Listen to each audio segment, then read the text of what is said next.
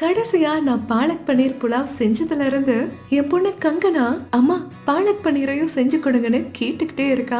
So கங்கனாவோட சேர்த்து உங்க எல்லாத்துக்குமே பாலக் பன்னீரை செய்ய போறேன்.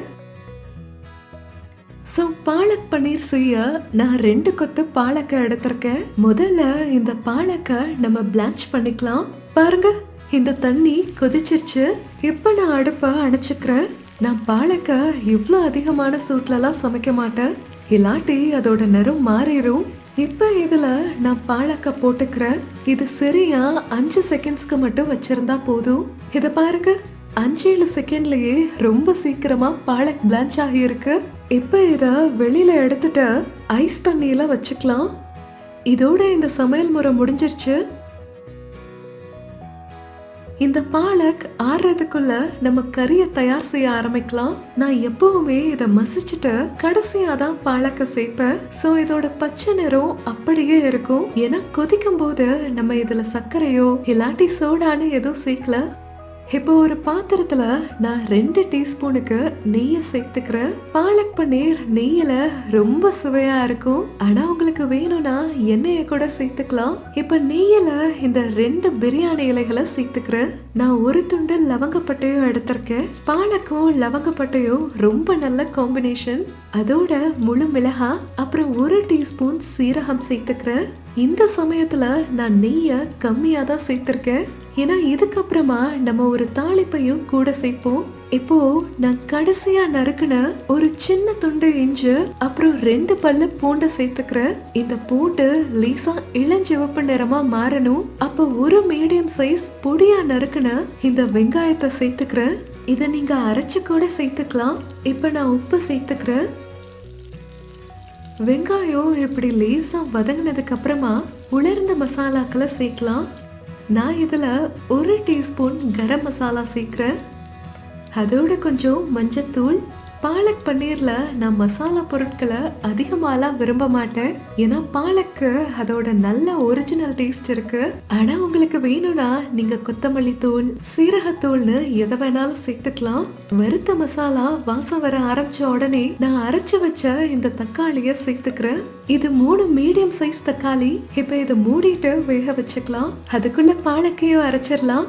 மிக்ஸி ஜார்ல நான் பாலக்கை சேர்த்துக்கிறேன். பாலக்கோட நான் கொத்தமல்லியையும் ஒரு பெரிய கொத்தா சேர்த்துக்கிறேன்.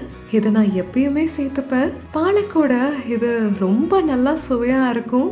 இப்போ 2 பச்சை மிளகாய சேர்த்துக்கலாம். உங்க கார சுவைக்கு ஏத்த மாதிரி நீங்க அதை பார்த்து சேர்த்துக்கோங்க. கடைசியா நான் அரை எலுமிச்சை பழத்தோட சாறை சேர்க்கிறேன். பாலக் நிறத்தை அப்படியே வைக்கும். பாருங்க, இந்த தக்காளி ரொம்ப அருமையா வெந்திருக்கு. இப்ப இந்த சமயத்துல தான் நம்ம அரைச்ச இந்த பாலக்கை சேர்த்துக்கணும். நான் கேஸ ரொம்ப ஸ்லோ ஃப்ளேம்ல தான் வச்சிருக்கேன். இப்போ இதை எல்லாத்தையும் கலக்கிக்கலாம். இந்த பாலக் பன்னீருக்கு நான் ஒரு கிரீமியான அமைப்பு கொடுக்க இங்க என்கிட்ட இந்த முந்திரி பேஸ்ட் இருக்கு. இத நான் ஒரு 1/4 கப் முந்திரிய எடுத்து அத பேஸ்டா பண்ணி வச்சிருக்கேன். உங்ககிட்ட ஒருவேளை முந்திரி பேஸ்ட் இல்லாட்டி இதுக்கு பதிலா 1/2 கப்புக்கு ஃப்ரெஷ் கிரீம் இல்லாட்டி 1/2 டேபிள் ஸ்பூனுக்கு வீட்ல செஞ்ச மலாயை சேர்த்துக்கலாம். முந்திரி பேஸ்ட் சேர்த்ததுக்கு அப்புறமா இந்த கியூப்ஸா நறுக்குன 200 கிராம் பன்னீரை சேர்த்துக்கலாம். பன்னீரை சேர்த்ததுக்கு அப்புறமா பாலக் பன்னீரை நிறையலாம் சமைக்க மாட்டோம். இப்ப இதை எடுத்து வச்சுட்டு தாளிப்பு செய்யலாம். இப்ப இந்த பாலக் பன்னீர் மிதமான தீயில ரெடியா இருக்கு. பன்னீரை சேர்த்ததுக்கு அப்புறமா இதை வெறும் 5 நிமிஷத்துக்கு தான் சமைச்சிருப்போம். இப்ப இதை எடுத்து வச்சுட்டு ஒரு சுவாரஸ்யமான தாளிப்பு செய்யலாம். தாளிக்கிறதுக்காக நான் ஒரு பேன்ல ஒரு 1/2 டேபிள் ஸ்பூனுக்கு நெய்யை எடுத்திருக்கேன்.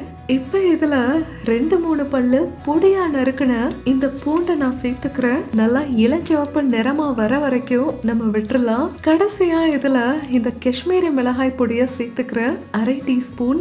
வாங்க, தாளிப்பு தயாராயிருச்சு. பாலக் பன்னீரும் தான், சீக்கிரமா பரிமாறிக்கலாம். வாங்க இத பரிமாறிக்கலாம். இதோட மேல இருந்த நம்ம செஞ்ச இந்த தாளிப்பையும் சேர்த்துக்கலாம். இப்ப இங்க தயாராயிருச்சு சூடான சுவையான பாலக் பன்னீர்.